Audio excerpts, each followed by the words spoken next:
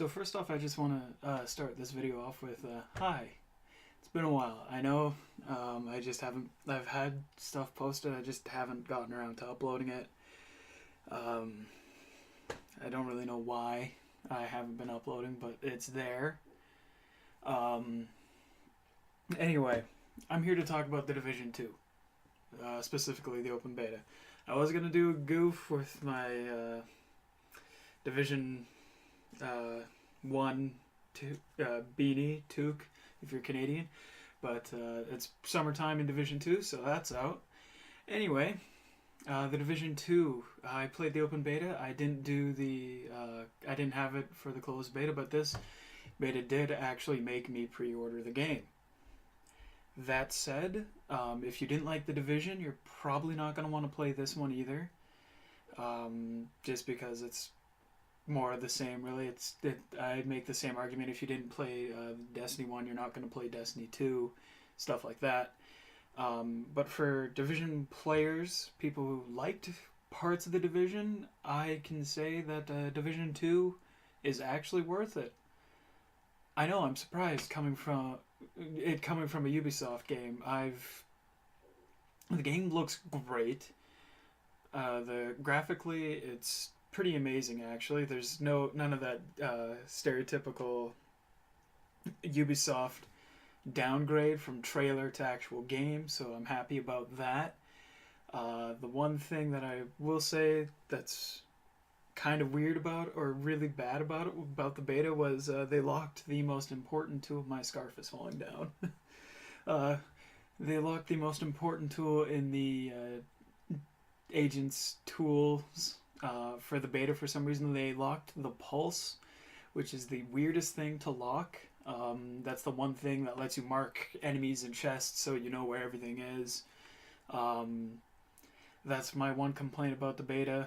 It kind of made certain firefights annoying to deal with because you just didn't know where everybody was at the time, so you would get hit from wherever and you'd be like, where the fuck was that from? Because, well, you don't have pulses. That was the main thing that everybody in the Division did every time, was start of a firefight, pulse, and then suddenly you know everything. For all your everything's marked for your teammates, all as well. And of course, the pulse gives a few bonuses as well when you use it. So any of the Division players would know that.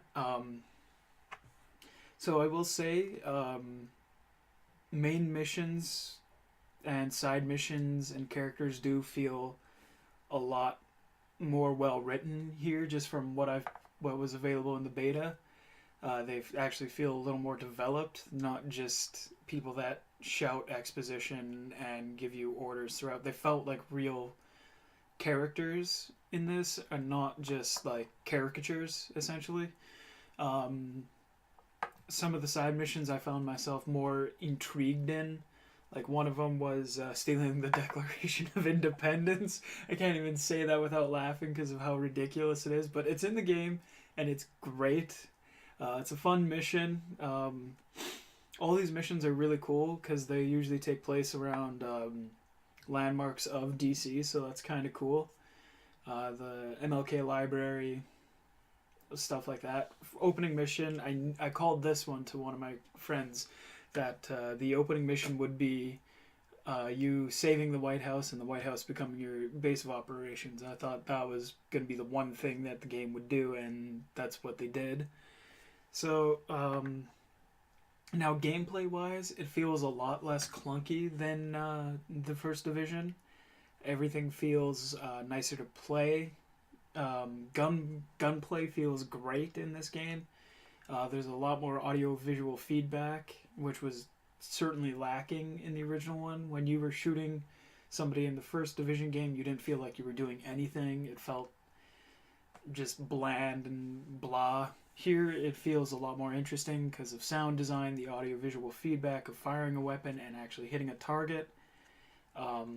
That felt really great. I was immediately impressed upon playing the game and firing my weapons at enemies. Couple new gadgets in there. The drone's pretty cool. Basically just if you there's a bunch of different ways to use the drone. In the beta, I think there was only the one. Oh no, yeah, there was only the one that let you replenish your enemies or your allies' armor, which is the new kind of weird health system. It's got armor and then your health. So instead of just being one number, like in the original, where you would just pop a thing and you would heal, or open a med kit and you'd heal, you have your health bar and your armor, and you still have, instead of health kits, you have armor kits. And it's actually kind of funny.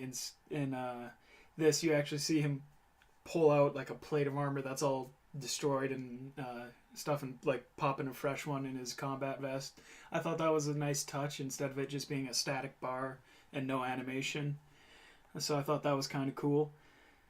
There were like, generally the game feels better to play than the original. So that's basically what I'm getting is that the Division basically did what Destiny 2 did. It improved on everything while still keeping things the same. So if that does sound interesting to you guys, I would say maybe consider checking it out or waiting till the game launches and see some reviews. But I myself will probably be playing it because I'm a huge fan of the Tom Clancy games anyway.